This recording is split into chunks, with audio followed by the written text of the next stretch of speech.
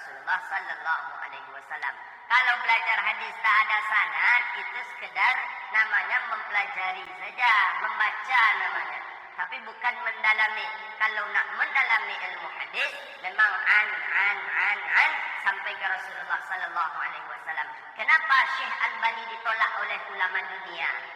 Padahal beliau cerdas, beliau tekun, tapi tak ada ulama pakar hadis dunia yang memakai Syekh Nasiruddin Albani. Kenapa? Karena Syekh Albani tak memiliki guru sanad yang sampai ke Rasulullah sallallahu alaihi wasallam. Bismillahirrahmanirrahim.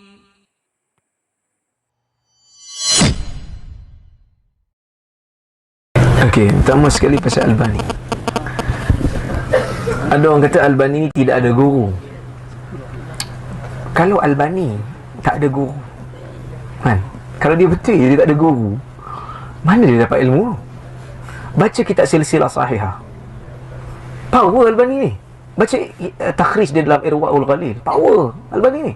Ilmu dia dahsyat juga lah. Nak antara orang yang mula-mula macam allergic juga dengan Albani ni. Mula-mula masuk Jordan tu. Masa tu kita dalam fiqah kan. Senior kata, jangan Wahabi. So kita pun, Wahabi kan. Tak nak baca. Bila masuk bidang hadis, terpaksa kaji Albani kan. So bila kita baca Irwaul Ghalil, bila kita baca silsilah hadis sahih, ilmu Albani ni dahsyat juga lah. Walaupun bila dah sampai tahap PhD ni, anak macam adalah benda yang nak beza pendapat dengan Albani. Banyak juga lah. Bila Albani kata Hasan tu, anak macam kena jaga-jaga sikit lah. Bila Albani kata Hasan, anak biasa jaga-jaga sikit. Kerana kadang-kadang bila dia menilai tu, dia tak tengok dari sudut ilal khafiyah. Dia lebih tengok pada zahir. Tapi dari sudut ilmu dia tu memang muhaddis lah. Kita beza dengan dia satu dua benda tu biasa. Sebab Ibn Hajar beza pendapat banyak dengan Ibn Hibban. Pandangan Ibn Hibban dalam rijal ditolak oleh majoriti ulama. Tapi dia muhaddis lah. Ada pergi Mesir, pergi buat kursus dengan student-student Melayu Perlis di Al-Azhar. Kita buat kursus takhrij untuk student Mesir Melayu Perlis di Al-Azhar. Kita buat dalam 5 hari tak silap. So masa bentang-bentang tu okey lah. Cuma bila kita buka sesi soal jawab tu, ada seorang tu di senior juga lah. Dia tanya soalan, dia kata, Doktor ni Perlis ni pasal apa taksub sangat dengan Albani? Kita banyak lagi muhaddis-muhaddis yang lain yang boleh kita ketengahkan. Di Azhar ni pun ramai. Anak kata kat dia, enta kena beza dua benda. Taksub beza dua benda. Taksub dengan menggunakan kepakaran tu dua benda yang berbeza.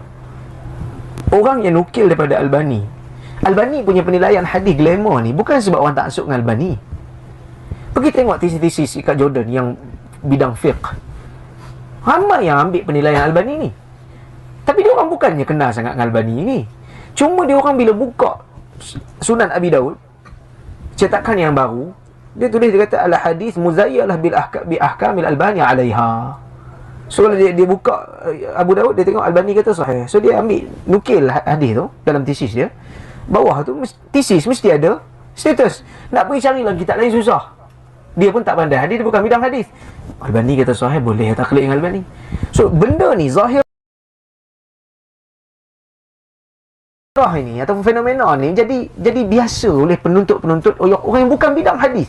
Bukan sebab dia taksub dengan Albani tak, tapi sebab penilaian Albani itu senang untuk diakses. Penilaian Albani itu senang untuk didapati. Ni nak pergi buka Ibn Mulaqin, Al-Badrul Munir, belum tentu ada. Susunan pun susah nak cari hadis. Jadi dia ambil Albani senang. Sebab itu je yang ada. Jadi itu sebab Albani punya penilaian tu glamour. Sekarang ni barulah orang nukil pasal penilaian Syuaib Arnaud. Sebab Syuaib Arnaud pembuat untuk kutub khamsah. Nasa'i dia tak buat. Tapi Albani buat 6-6. Tak nak tanya pada dia. Anda kata, okey, enta kata nak ambil ulama daripada Azhar. Enta bagi satu nama. Satu nama ulama Azhar yang buat tahqiq untuk kutub sittah. Lengkap. Kutub sittah tak boleh lah sebab Bukhari Muslim tak boleh nilai. Sunan Arba'ah. Secara lengkap. Tolong bagi satu nama daripada Azhar. Kita bukan nak rendahkan Azhar tak. Tapi kalau enta kata tak mau dah dengan Albani, okey, bagi satu nama daripada Azhar. Mungkin kita boleh guna penilaian dia. Tak ada. Kita marah dengan Albani. Kita kata, apa ni sikit-sikit Albani? Dah kita tak buat apa. Kita tak buat apa pun. Kita tak buat kerja macam Albani. Syekh Syuaib Al-Naur rahimahullah baru meninggal baru ni guru tu. Dia banyak benda dia tak setuju dengan Albani. Banyak penilaian dia tak setuju dengan Albani. Terutama dalam bab fiqh. Memang dia Hanafi. Albani lawan Hanafi kau-kau kan. Dia kata aku tak setuju dengan Albani banyak benda. Tapi dia kata, kalau korang nak jadi macam Albani, korang kena buat macam mana yang aku sebut. Masuk maktabah lepas subuh, keluar lepas isyak. Baru apa boleh jadi Albani. Khadimus sunnah. Orang yang berkhidmat untuk sunnah. Ada benda kita tak setuju dengan dia, tapi jangan tolak semua benda. Dia buat khidmat untuk sunnah ni. Kan? Itulah.